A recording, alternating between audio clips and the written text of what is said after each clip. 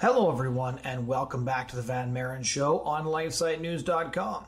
My name is Jonathan Van Maren, and today I'm going to be talking to Robert Calhoun, who is based in London, where he led the very first 40 Days for Life campaign in England. The vigils were held outside a B-Pass abortion facility that, after several campaigns, actually stopped doing abortions and eventually closed its doors. Robert now works full-time for 40 Days for Life, traveling the world, and he's helped them spread not only across the United Kingdom, but he's gone to over 30 different countries. He's coordinated efforts in nations as widespread as Australia, Croatia, New Zealand, Russia, and South Africa. So one of the reasons I wanted to talk to Robert is because, unlike most of us in the pro-life movement, he has a really broad experience of the pro-life movement on the international level. He's got stories from countries right around the world. And I do want to give one little update here before we get into the conversation. When Robert and I are talking about the state of abortion politics in the United Kingdom and Canada, and it's pretty terrible in both of those countries, he mentions that there's actually a bill coming up that would legalize abortion up until birth in the United Kingdom. Before this podcast aired, so after we recorded the interview, but before the podcast aired, I'm very, very pleased to announce that this failed. And in fact, the MP who had put forward this amendment to a crime bill withdrew it. So as of right now, the UK, while still permitting abortions up to 24 weeks, which is much later than most European countries, at least has not joined the shameful ranks of Canada and certain US states as permitting abortion all the way up until birth. So this is a huge victory. UK Right to Life released a press release describing how this unfolded. But when you hear Robert and I discussing this legislation to legalize abortion up until birth, you should take comfort in knowing that since the conversation was recorded, that has actually failed. So without further introduction from me, and on that positive note, here's my conversation with Robert Calhoun of International 40 Days for Life. All right, Robert, just to start off, maybe give our listeners a sense of how you ended up working full-time in the pro-life movement before we get to your international experiences and what it's been like to be a leader in a global movement to combat abortion. Yes, so I'm 38 years old at the moment. I've got 4 young children, and I became a Catholic when I was 21 years old, going back my last year of university at King's College London studying history. And I went to a talk by David Alton, who's a member of the House of Lords. He gave a pretty thorough talk about the battle on abortion in the Parliament for decades. He'd been involved. He showed graphic imagery of abortion during a talk at university I went to, and that really convicted my heart of that this was the social justice issue of our age. And from that point onwards at university, becoming a Catholic, I realized that the pro-life movement was something that God was calling to me to eventually. I tried my vocation shortly after becoming a Catholic at seminary for a couple of years. But after leaving, I spent a year in Canada working for Net Ministries, doing youth evangelization across Canada. And there I came across a group praying outside the Morgenthaler Abortion Centre in Ottawa in Canada. It's the first time I'd ever seen a group praying in public for an end to abortion. That was my first ever encounter with 40 Days for Life. And coming back to the United Kingdom after a year or two, giving talks in schools, I felt called that God was calling me to start an organisation praying outside abortion centres in the United Kingdom. So that was 2010. We first started 40 Days for Life in the United Kingdom, and it's been quite an adventure since that time, going all around the world to about 30 countries and getting a national movement up and running and seeing many, many babies saved in the UK at the very last moment before a woman goes for an abortion. So that's kind of a brief background to how I got involved in the pro-life movement. And things are really hotting up in the UK of going to extremes here, but it's a challenging time, but exciting nonetheless. Now, most of our listeners are going to know a lot about 40 Days for Life because we've had David B. Wright on the show before several times, I believe, talking about the genesis of that movement, how it started up in Texas and spread around the world. But for our Canadian listeners, the United Kingdom is a little bit more similar, not in regard to where the abortion restrictions are, but in terms of a very, very secular Anglo culture. What is it like in London, in Birmingham, in Liverpool, in these places around the United Kingdom with this movement? Because I think that the atmosphere is probably fairly similar to what we experience here in Canada. Yes, we're very similar to Canada in the United Kingdom. And so 40 Days for Life is a locally organised community initiative encouraging Christians to pray and fast for an end to abortion. And the central component of our campaign is to pray publicly for at least 12 hours a day for 40 consecutive days outside an abortion centre or prominent public place. So you're organising a prayer vigil right in the place where abortions are happening. And of course, Britain is a very secular country. There are very strongly entrenched pro-abortion views throughout the public. So this is a sort of a countercultural activity per se. And I thought it would be a huge failure just starting out 11 years ago. Couldn't have been more wrong. There's so many pro-lifers who feel passionately about this topic and want to take a stand and know what's at stake. It's a matter of life and death for many of the women. So you're in the public, and some people love you and some people hate you. There's certainly a Marmite issue but you're engaging with the public. What I love about 40 Days for Life is it is bringing God into the pro-life movement by bringing prayer. With prayer, we can move mountains. And we are reaching people. We're reaching this issue. We're touching the nerve because we're going to the place where abortions happen in society. And, we've got all our theories and what we believe about abortion. When you actually go to the abortion centres, you see the ugly truth and reality of abortion. You see women who are alone. You see women who are coerced into abortions. And you can reach, this is a mission and this is an apostolate. And the best pavement counsellors I've seen are the people who stand there and they know that they are there to evangelize everybody, every single person who's passing by in a grace-filled manner. And the words they've spoken to some of the mums who've been considering abortion, as if God was there in terms of reaching them with love, compassion, hope, being the last sign of hope before an abortion, the first sign of mercy after an abortion. And so this is why this campaign is so exciting. We can touch minds, reach hearts and minds. We can change opinion. We're reaching people where they're at, and we're bringing the love of God right to a very hopeless place. I can't think of more places in society that have less hope than an abortion centre, and we see the sober reality of what abortion entails right at the abortion centre. So that's what 40 Days for Life is. The UK, it's really secular. We've got a complete decriminalisation bill being debated on Monday here. They're trying to bring in buffer zones, banning public witness. That's already happened in 3 locations around the UK. So we've got similar buffer zones and what have you. But that's not what this mission is about. And we're about prayer. We're about reaching people, and we're about taking a public stand to pray for an end to abortion, which certainly works. And we've seen 7 abortion centres close in the UK where we've been. So it's been a huge success. Now, for the skeptics, when you say you saw 7 abortion centres in the UK close, can you say that that's attributable to your campaigns? Yes. So abortion centres close for a whole variety of reasons. Some of them go out of business. But what's for sure is that prayer really does have a very powerful impact on the abortion centres. And that's why we've seen over a 6-year campaign with the entire weight of the abortion lobby desperate to get rid of the prayer vigils here. And that's really a compliment. And it really shows our efficacy that there's been such a coordinated and concerted effort to get rid of the prayer vigils. Of course, we don't know how God uses prayer. That is a mystery. And so certain things are of a belief. We can't prove that, our presence there really definitively led to that closure. But I did a mission trip with David B. Wright in 2013 all around the UK. We visited 9 abortion centres. This is back in 2013, 3 in London, Ealing, Whitfield Street in central London, and Bedford Square in central London, Milton Keynes, Birmingham, Leamington Spa, Cardiff, Brighton, Southampton. 9 in total, and 5 of those abortion centres have closed in the last 8 years. Birmingham, really, not only Marriage Stopes didn't rebid for their contract. That was a mystery why they didn't rebid for their contract in Birmingham. In Bedford Square, we had a really powerful prayer vigil with the bishop. 500 people turned up in 2012. That one mysteriously closed for no reason.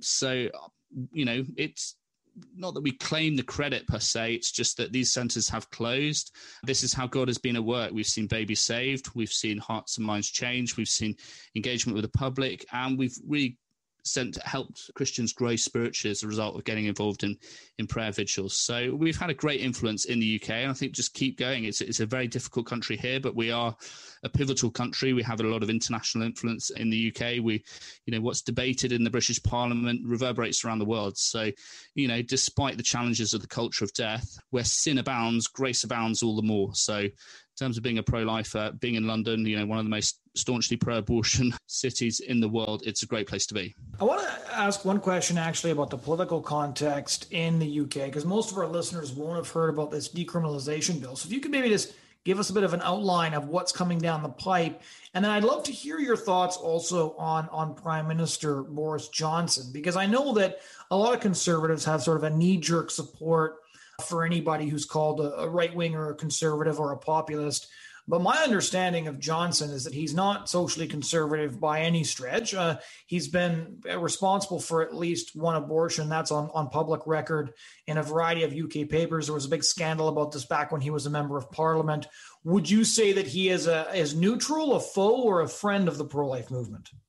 Well, Boris Johnson is certainly not a friend of the pro-life movement. I think, he's a politician and he's sort of voting one way, 1 week, another way the next week. He certainly helped with an abortion just recently. He got married in Westminster Cathedral just very recently. But this Conservative government really has, in this COVID time, brought in, some of the most extreme sort of totalitarian principles to this country. So Boris Johnson's certainly not a friend of the pro-life movement. I think he's had many affairs. He's on his third marriage as things stand, and he goes with the wind as a politician. This police, crime and sentencing and courts bill would bring in abortion on demand for any reason up to birth, including sex-selective abortion. It's being debated this Monday. I think it's the 5th of July in the United Kingdom by Dame Diana Johnson's bringing in an amendment to that bill. It's NC55, the amendment. So basically, this is the most extreme kind of legislation you could possibly have. We're talking about abortion on demand for any reason up to birth, and this is the kind of lobby that the abortion lobby has. Totally reckless, just to the absolute extreme in the United Kingdom. And, we very much hope that this amendment will be struck down. The polling of Brits is that people don't want, complete extreme legislation, abortion on demand. We already had pills by post introduced in March 2020 as a response to COVID. This was through a double U-turn from Matt Hancock, who's the health secretary, now disgraced, brought in pills by post. That was one of the most radical amendments to the abortion bill 1967. It means that, you can post pills to women at home, that they can have an abortion at home. If you remember Unplanned, if you've seen Unplanned, seeing that tragedy of Abby Johnson having an abortion at home, this is the reality and worst case scenario of what abortion at home entails. But ultimately, the average person in the street, they're not looking for these extreme abortion legislation. Only 1% of women think the time limit should be extended to birth. And, 70% of people favour a reduction of time limits from 24 weeks. So, I think we need a new era in the pro-life movement in the UK. We need to have a strong political lobby. We need to get out with public opinion, and we need to engage people where they're at. That's challenging work, but it's this is the front row seats in God's grace in action, and we need to change hearts and minds and bring people the reality of what abortion entails and what this kind of extreme abortion legislation, what's really at stake and what it actually means, sex-selective abortion, etc. So moving on from the UK, you said you've been to 30 countries in the service of the pro-life movement. Give us an idea of what your international role is, and then let's move into what's happening in a bunch of these countries, because a lot of us pro-lifers in the West haven't traveled much outside the West when it comes to the pro-life movement and the pro-life issue. So like many pro-lifers, I've spoken in Europe, I've spoken in the United States. I'm very aware of what's going on in Latin and South America, especially because there's been so much movement there just in the last 5 years. But how did you come to be an international pro-life activist? And then let's get into some of the things that are happening around the world. Yeah, so I first started getting involved in prayer vigils outside abortion centres since 2010. In 2012, I took a full-time job with 40 Days for Life to be the international outreach coordinator and then the director of international campaigns. So my role was really to help promote 40 Days for Life as a campaign, doing prayer vigils outside abortion centres around the world to bring new countries into our movement and to spread our mission to as many places as possible. So that's been a really, really exciting role. And we've now got over 15 cities in the United Kingdom who take part in our campaign twice a year, as well as 3 locations that have done year-round vigils in the UK. So I didn't really go for a first mission trip until a year or so into the job. One of the most beautiful places I've been to is Croatia. I've been there over 5 times. We went to Zagreb in 2014. It's a Catholic country, Croatia. Really passionate young pro-lifers who are there. And they started with one campaign in Zagreb in 2014. And gradually that campaign spread all over the country. They now have over 35 prayer vigils all across Croatia. Every single hospital that does abortions has a prayer vigil outside, and I've been able to meet some of the babies who've been saved from abortion from their pro-life efforts. They've now got 5 full-time people who set up life centres around Croatia as well. So it's been beautiful to see that happen. I did a mission trip to Moscow in Russia in 2014, and it was an evangelical church that was hosting the first ever campaign there. They saw a baby saved. We had a press conference in Russia and meeting some of the Orthodox Church and engaging with other Russian pro-lifers. It was a very, very exciting trip. And I've been blessed to go to the March for Life in Washington. And, the USA is miles ahead of other countries. We've got 3,000 crisis pregnancy centers in the United States. And many of the pro-life groups are miles ahead of other countries. Despite that, I've been to a lot of Western European countries, and we're getting a really decent campaign in Spain now. I've been there 5 times. We've been to Barcelona. We've had a substantial campaign there as well as Madrid. And we took on somebody to do Latin America, Lourdes Varela, about 5 years ago.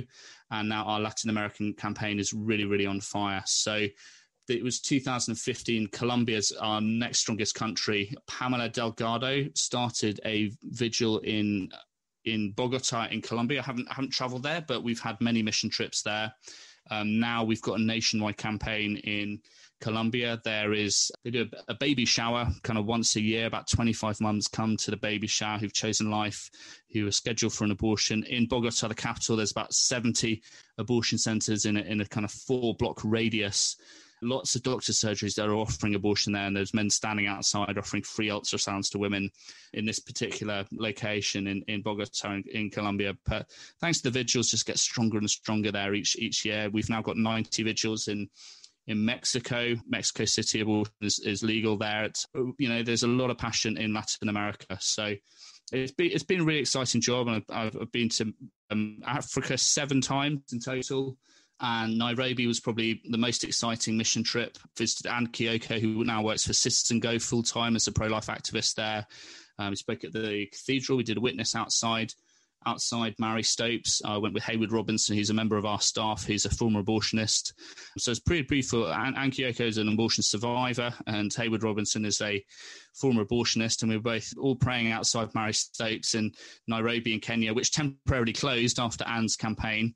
And so there was a kind of coach load of children that went into the Mary Stopes Abortion Centre for a sex education class while we were there. But through Anne's campaigning, she's really ruffled feathers in Nairobi. But we want to take pro-life activism to the next level. And what's happening now is we want to help. In America, 50 of the vigils have gone year-round now. So they're doing 365, which is a campaign to have a year-round presence. And we want to see many more countries, to get stronger campaigns and then go year-round and then help people start organizations, fundraise. So I think the future is looking like helping pro-lifers go to the next level, start with a campaign, but then for that work especially hard with the super keen people to help them build organizations, build websites, fundraise, and go to that next level, and then have year-round witness outside the abortion centers. That's really where things are heading for our organization at the moment. What is the cultural response to pro-life activism in Africa? I did a little bit of traveling in Africa to 5 African countries a few years back.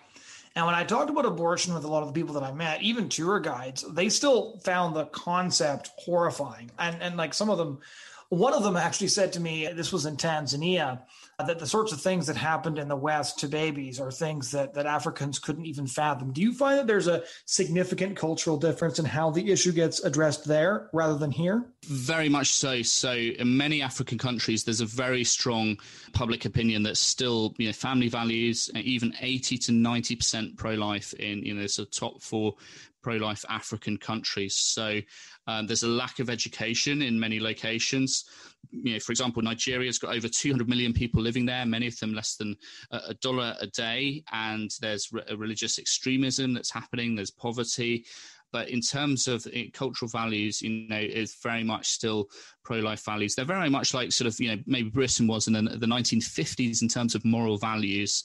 And despite that, you've got the international abortion providers who have, got huge amounts of money and still operating in highly dubious circumstances. So I believe there's a strong opportunity at the moment for, really top-notch professional campaigning in terms of bringing awareness, not only what happens with the Western funding of abortion. Uju Okocha, who started Culture of Life Africa, has written about this, kind of calling it sort of neo-colonialism of our age. And I think there's a huge amount of wonderful work to be done with bringing awareness, of the reality of what abortion happens the reality of abortion in Africa. If we can awaken the conscience of many Africans and equip, empower, engage them to some simple campaigning, just getting a good start. Many people don't have the privilege of doing full-time pro-life activism in Africa. There's a small contingent of people who are in that position, can start their own family or life organization there. But I think there's so much good to be done. And once Westerners realize, in the UK and Canada, both funding abortions in Africa, are literally the UK taxpayers are funding abortions even in countries where they are illegal. And that's really akin to terrorism. And if even secular politicians really knew and understood kind of exactly where that money goes, and, it could go on maternal health care, it could go helping with education, hospitals, schools. There's so much better sources for the money than going towards Mary Stopes. And the actual, even from a pro-abortion perspective, you're talking about rubbish abortion provision in Africa through this funding that, it's in the pharmacies. It's still not safe in any capacity at all. Women taking the pills at wrong times, and it's terrible provision of abortion. So we need to bring this to light, and we need to enlighten the conscience of pro-lifers in Africa, and also show, Western secular politicians the reality of abortion in Africa. And that's a huge task. And Uju Okocha is doing an amazing job on that. And I think that's where we need to go to the next level and have comprehensive nationwide campaigns in a lot of African countries. Can you share any stories about successes from your trips to Africa? Yes. So we had a conference in Lagos, 2018. We had about 300 people there, and it helped women in a crisis pregnancy during that conference. And I've been to Nigeria 3 times. We did another conference in Abuja, and I went to Abuja. We had a conference in the cathedral.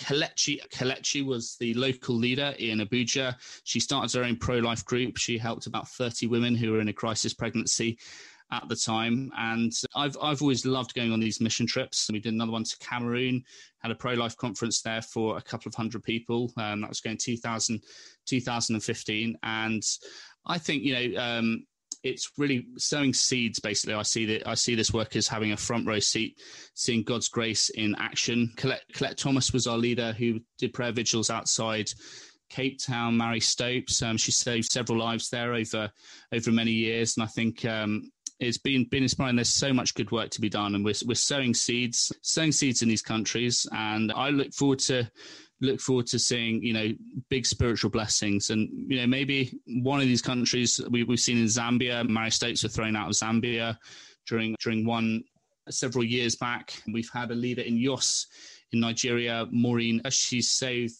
every campaign that she does. She works she's at a university there.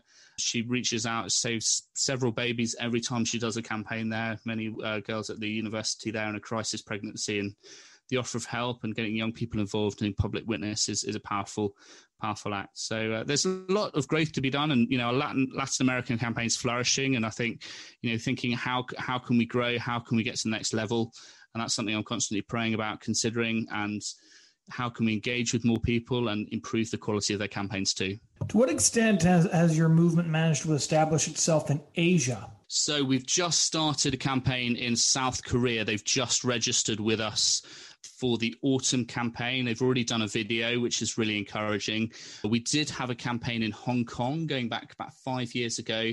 And then we've also got a campaign in Taiwan for the second time. So I haven't been to Asia on a mission trip. We had a podcast with John Ensor, who works for Passion Life, and he's done amazing trips to China. He's been there many, many times, and the church is very well connected there, and his outreach has gone, virally across many of the church networks in China. But it's very difficult to witness in China, despite the millions of abortions that happen in China. So we haven't been able to, establish a vigil it's been difficult to get vigils going in some of these countries. We did have a campaign in India as well during the Lent campaign led by Jesus Youth in Bangalore.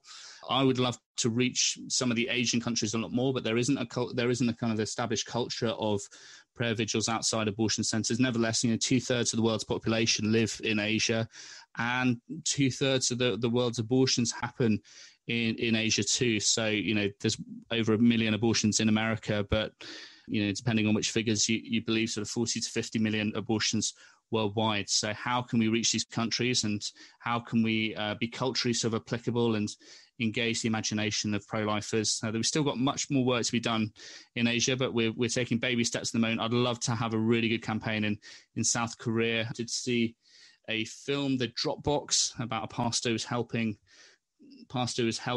babies that are abandoned on the street. Very, very inspiring. If you haven't seen that, it's about a South Korean pastor. So I hope that we can get a really good campaign going in South Korea. It'll captivate the imagination of other Asians, and maybe that's the future. In 5-10 years time, maybe we'll have a much stronger presence in Asia. I'm interested in how you establish not only contact, but get things going on the ground. So when you're talking about countries you want to get into, and for example, there's been an extraordinary number of abortions in India. I've interviewed a pro-life activist in India in the past, and she sort of laid out the millions of abortions that have taken place largely at Western prompting back in the 70s with their eugenic policies and their fears about overpopulation. So when you're looking at countries that you want to establish yourself in, what's the process for going from, we would like pro-life prayer vigils, pro-life work to happen in this country, to actually putting boots on the ground and creating the infrastructure to make it last? So basically, our campaigns rise and fall on the quality of the local leader, and often it's churches that can help with an introduction to a country. And I think it's a personal touch is very important, and networking with other pro-life organizations.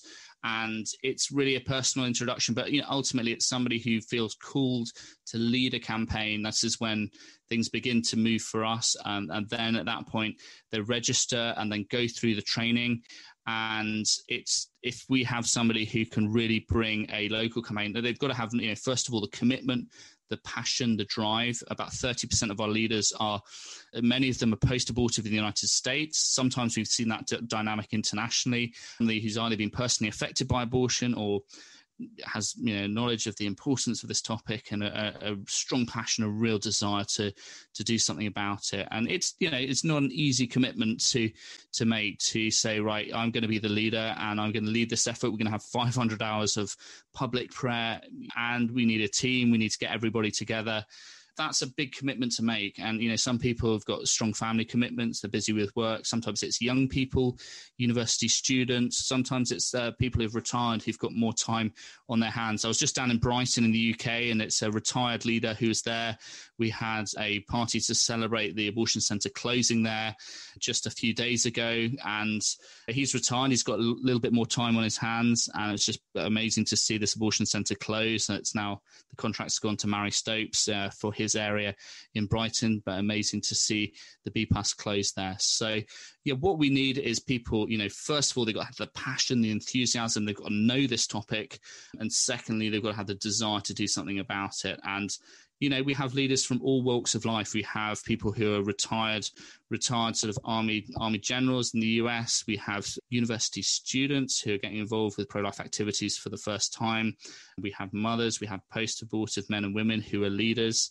And so we have people from all walks of life. And it doesn't matter kind of where you are in your pro-life sort of journey, but our leaders are absolute heroes, and many of them have taken a lot of sacrifice, dedication, commitment to be able to do this. So somebody's got to put their hand up. And at that point, we've had a lot of Zoom calls in the last 12 months with international leaders, and it's a personal invitation. And what's beautiful is when we get somebody who has the ability and the capacity to start a national movement, who has that kind of competence to start a national movement. And that's when things get really exciting, where they can recruit other cities in the country to makes life easier and exciting with the opportunities for scaling and growth. If you wanted to encourage people, I know a lot of people listening have never been outside an abortion center. There are others who have been outside abortion centers and never seen anything really exceptional take place.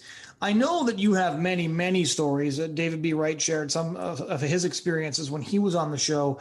Could you tell us a few of your favorite stories from your work with 40 Days for Life, either stories that you've experienced personally or stories that you've been party to by virtue of your role? Yes, absolutely. So there's so many things that have happened outside abortion centers. One boy turned up on the very first day to pray outside the abortion center, and the abortion waste removal truck was outside, and it kind of broke down in tears, and he realized the gravity, the importance of this issue. And, he was totally passionate from that point onwards of, seeing the aborted baby sort of remains come out of the abortion center and then into the waste removal trucks, and it broke his heart. That's pretty extreme. That doesn't happen every time. There was another woman who's been forced into an abortion in Ealing in West London, and her family were basically, forcing her into the abortion, and she was desperate not really to go ahead with it. And so she jumped out of the window of the abortion center and climbed over 3 fences on the way out. Eventually the police got called, and she didn't go ahead with the abortion that day. There was another woman in Ealing, and she gave her testimony in 2016. She was holding the abortion pill in her hand, and they got her blood results wrong, and they misdiagnosed the blood results, and then she walks out not having taken the pill. And she gave this testimony as her two-year-old child was playing at her feet, just realizing how close that child was to becoming a statistic at our kickoff rally going back five years or so. And the nuns were praying outside the abortion center that day, and they said we're praying for you that day, but how close. These are like seconds away. We've also had stories of women who've run out of the abortion center, and their feet have been on the stirrups.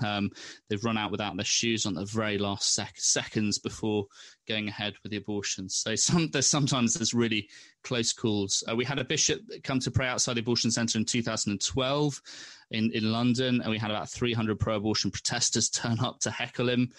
They knew how important it was for bishops to be involved in the pro-life movement, but that abortion center eventually closed, and we had a prayer vigil inside the building after that abortion center closed. We had a mass said there inside the building, and Jesus, in Jesus' words in the Eucharist, this is my body given for you. Jesus gives of his own body that others may live. Abortion activists cling to their own bodies that others may die. But to see that spiritual transfer of ownership, to see that abortion centre close after over 3,000 hours of prayer in central London was really, really exciting. So we've had some amazing pro-life volunteers. Justina Pasek was a Polish girl, and she used to pray in Twickenham in London. There's now a buffer zone there. It's illegal. It's a criminal act to pray in public in Twickenham in West London.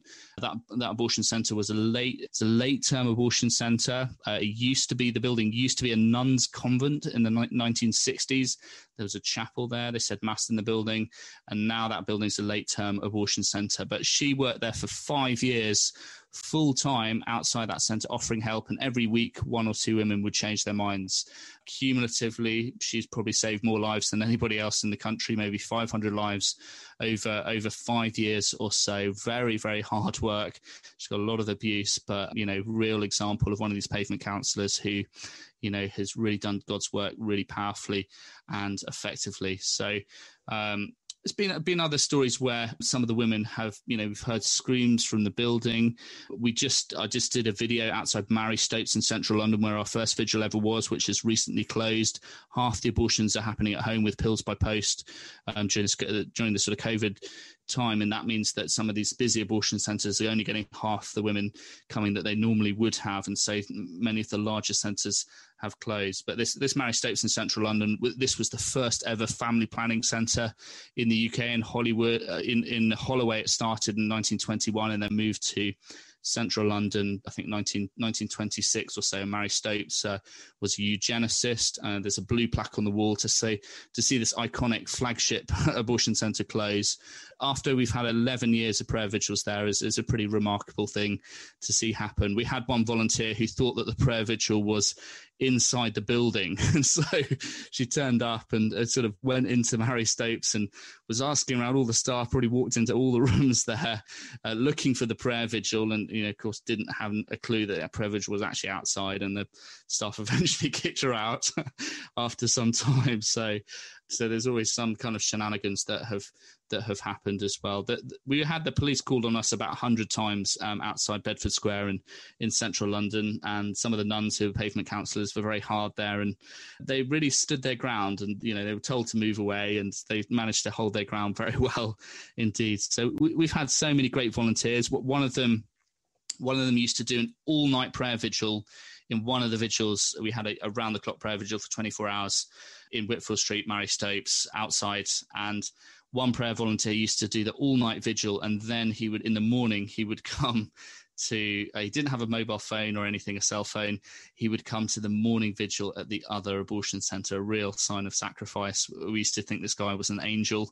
We couldn't get hold of him, but he would just pitch up just at the right time when we needed somebody. It was a truly remarkable sacrifice. So there's hundreds of stories I could go on for hours, but that just gives some of the inkling of We had a teacher once who came to the vigil, and he prayed for an hour, and he went back to his school and prayed, God, how can I serve the pro-life movement? And he realised he could give a pro-life testimony to 500 pupils at school, and that's exactly what he did. He came to pray for an hour, and then he took the pro-life message to all the children that he taught at the school. And that's just a wonderful example, I think, of just an ordinary volunteer who comes to the vigil, but then actually through prayer, his witness has been transformed in a way that he's been able to witness to hundreds of people through his professional work. So I love that story. And I think, we've had everything thrown at us in the UK. We've had the national government against us. We've had the local councils criminalise prayer in the streets, which is pretty extreme. We've had pro-abortion protesters. We've had the full weight of the abortion lobby against us,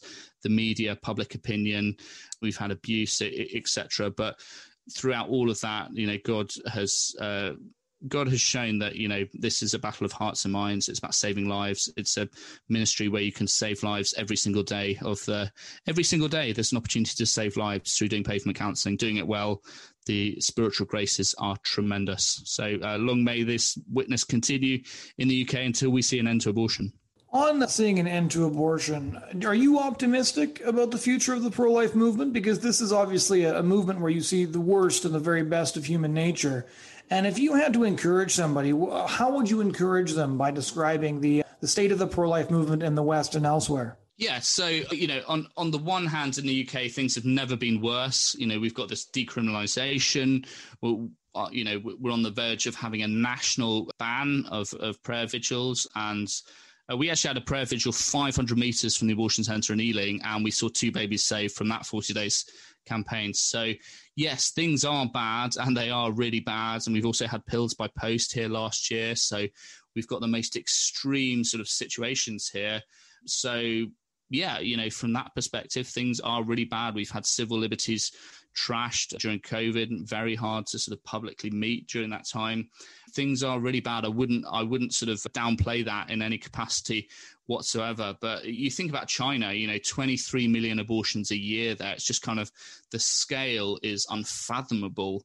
And the same thing in London, one of the most extreme places. But I've always believed in hope, and, I believe in God, and I believe that, God's will does reign supreme. He gives us free will.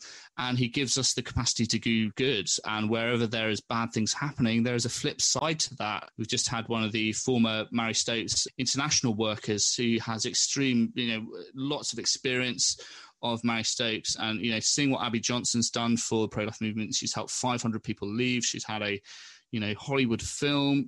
God has used her. She's spoken at the Republican convention, spoken in the highest places in America. God can use individuals tremendously, and the sky's the limit with what you can achieve. And I said it before, where sin abounds, grace abounds all the more. So, where bad things are happening, this is the opportunity to do good. What we need to form is leaders, people who are passionate, enthusiastic, and also have a vision. We didn't have a March for Life here even kind of 6-7 years ago. We've now got an established March for Life in the UK, and that's through tremendous leaders coming forwards and seeing that opportunity. So no matter how bad things get, and I think it's easy for people to get prone to discouragement, which often from the devil, of just saying, oh, this is a hopeless situation. But, having had a prayer vigil for so long in a hopeless place, there's so much hope that can be instilled in that. St. John of the Cross says, where there is no love, put love and draw love out of that situation. So that's really how I see the situation is if there's no hope, you've got to change the situation. And that's the spiritual transfer of ownership that we're looking for. And this is how God is at work in the pro-life movement. He's reaching one person at a time. And you can look at the bigger picture and say that's totally hopeless. But, it's the one person who goes to a proven healing program and hearing these grace-filled stories of people who've gone to the post-abortion retreats, had dramatic healing from those experiences. That's one person at a time. We're getting a tiny trickle of people go to Rachel's Vineyard here in the UK. But, what if that ministry turns into a stream, and then a river, and then, I think this work is the analogy a friend of mine uses is using a pickaxe, and you're pickaxing against a frozen lake and nothing is happening, and you're doing it for years and years and still nothing's happening. And then suddenly a tiny crack appears, and then more cracks appear.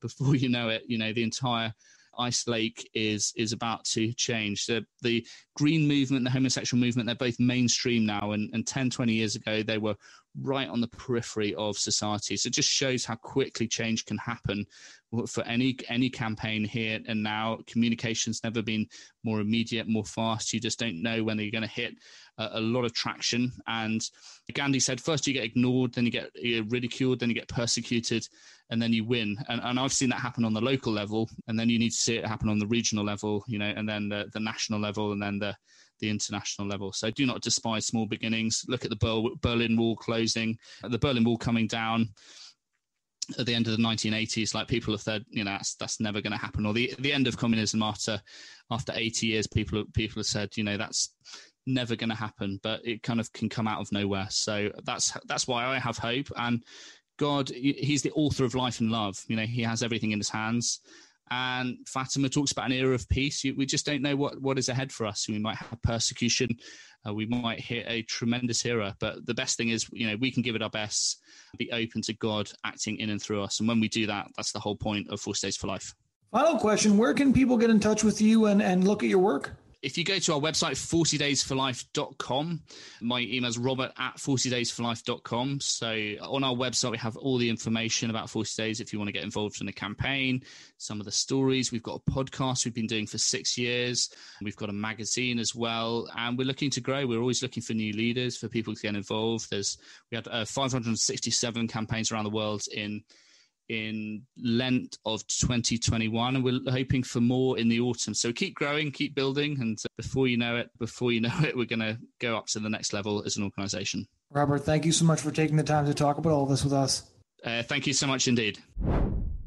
Ladies and gentlemen, that was my conversation with Robert Calhoun of 40 Days for Life. Thank you so much for joining us. And if you're interested in these conversations on the pro-life movement around the world, the pro-family movement, what's actually going on in our culture, please do head over to lifesitenews.com, click on the podcast tab. You can find us on YouTube, on Spotify, on SoundCloud, wherever you get your podcast content, you can find our podcast. So thanks so much for joining us this week. We really do appreciate your time, and we hope you'll join us again next week.